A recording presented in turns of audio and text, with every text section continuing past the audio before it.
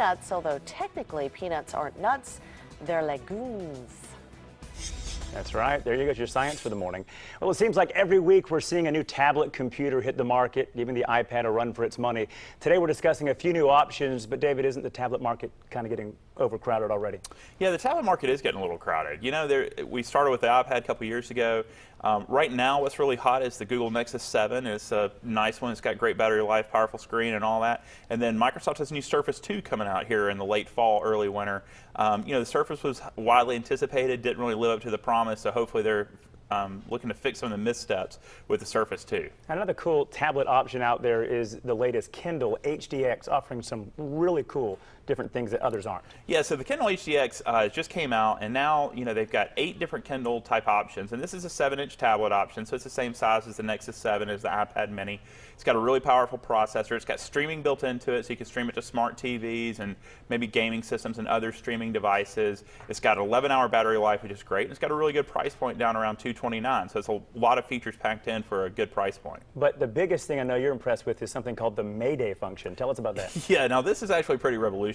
Again, as we talked, it's a crowded market, so they need to differentiate as much as they can. And the Mayday feature is this little button that you push, and when you're online, it'll pop up a one-way video chat window. So it pops up a chat window with an Amazon support representative, and they can see you. I mean, you can see them, but they can't see you. So you can be, in your pajamas or whatever, and they can talk you through what your problem is. And then all the way to and including, if you reach that point where you're like, okay, I don't really know what it is you're asking me to do, they can take over your computer and point things out or even fix it for you. So it really is a full-featured support experience with a real live person that you're looking at on the screen. And no other tablet option has that these days, correct? No, none of them do. And it really is, as these tend to get into the generations that didn't grow up with devices, people aren't quite as comfortable, and this gives them that kind of security blanket that whenever I get in trouble, I can hit that button, call Mayday, and somebody's right there to help me. What's the price tag looking like with the HDX? With the HDX, it's $229, includes the Mayday feature. So while Apple wants you to go take your stuff to the Genius Bar